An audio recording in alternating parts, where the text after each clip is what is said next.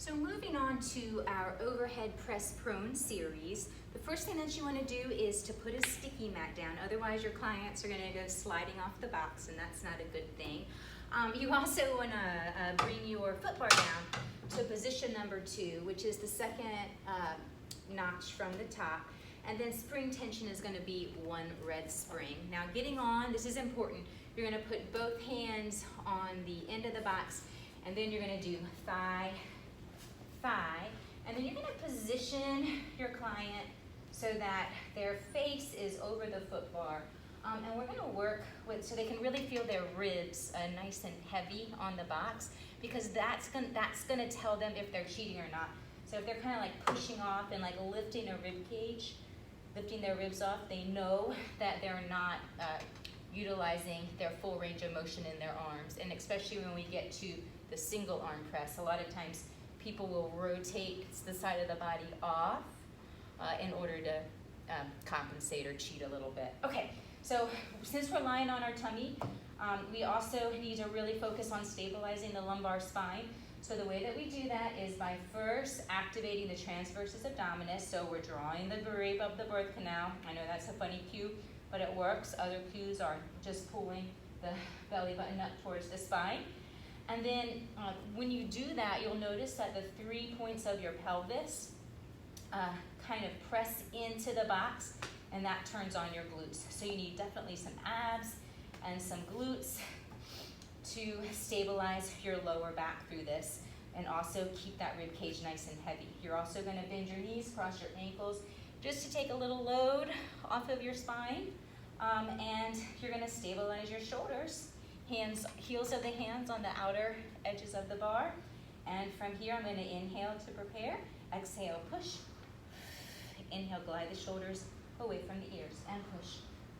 So when my arms are going into an overhead press, my scapula have to go into what is known as upward rotation. So that's an important movement of the scapula for you to know if you're teaching Pilates, especially as it pertains to overhead press, because a lot of people get injured doing overhead presses. And this is a great way to prevent that, because the resistance is light and it's closed kinetic chain. So they get a lot of feedback as to whether or not they're doing the exercise correctly, and this is more than 10. You could also do some pulses if you wanted. So you would pulse, just push into the heel of the hand just to fire up the chain all the way to the backs of the armpits, the serratus anterior. 7, 8, 9, and 10.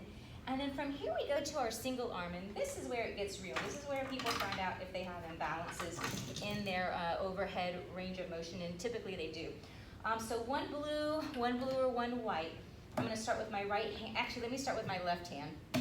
My right hand is going to be, let me start with my right hand. So my right hand is going to be on the bar, left hand in front of the box, still keeping my core stabilization, keeping my rib cage heavy on the box, stabilizing my shoulders. Inhale to prepare, exhale, push. And I'm keeping both front hip points level and square on the mat, and I am not letting my rib cage rotate off of the mat to cheat the movement, even though, it feels so much easier. Exhale, 4, 5. Slide the shoulders away from the ears, and then 6. Shoulders slide away from the ears, and 7. Reaching with the elbows, 8.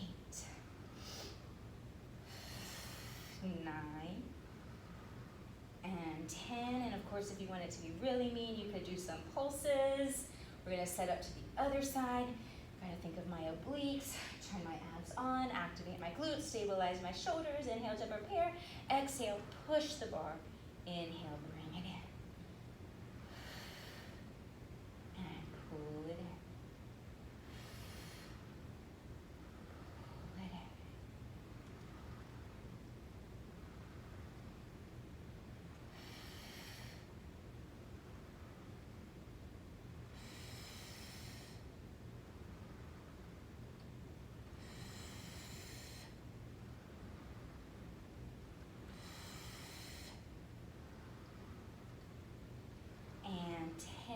from here, moving on to swan dive.